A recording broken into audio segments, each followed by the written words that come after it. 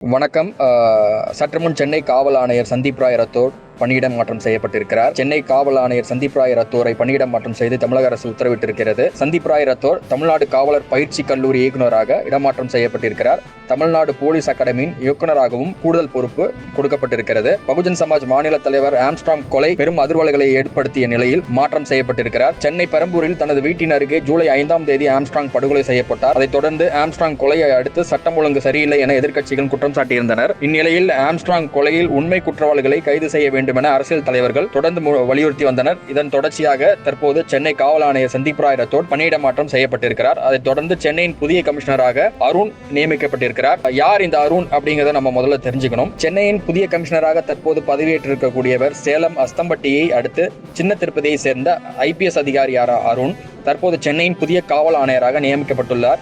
1998ஆம் ஆண்டு IPS அதிகாரியாக தேர்வு பெற்ற அருண் கரூர், கன்னியாகுமரி, திருப்பூர் மாவட்டங்களில் SP-யாகவும் சென்னை மாநகரில் துணை காவல் ஆணையராகவும் பணியாற்றியுள்ளார். திருச்சி, ஆவடி மாநகர காவல் ஆணையர் பதவியையும் வகித்து வந்துள்ளார். அருண் காவல் பணியின் பெரும்பான்மை காலத்தை சட்ட ஒழுங்கு பிரிவில் பணியாற்றியவர். 2022ஆம் ஆண்டு ADGP-யாக பதவி உயர்வு பெற்ற அருண் ஜூன் 2023ஆம் ஆண்டு தமிழக காவல்துறையினர் சட்டம் ஒழுங்கு ADGP-ஆகவும் பதவியேற்றார். 17 வருடங்களுக்கு பிறகு கண்டதேவி கோயில் தேரோட்டம் அமைதியாக நடைபெற காரணமானவர் அருண் என்பதும் குறிப்பிடத்தக்கது. தற்போது ஆம்ஸ்ட்ராங் கொலையானதற்கு பிறகு, அதாவது படுகொலை செய்யப்பட்டதற்கு பிறகு இந்த மாற்றம் வெறும் கண் துடைப்பு என மக்கள் கருத்து தெரிவித்து வருகின்றனர்.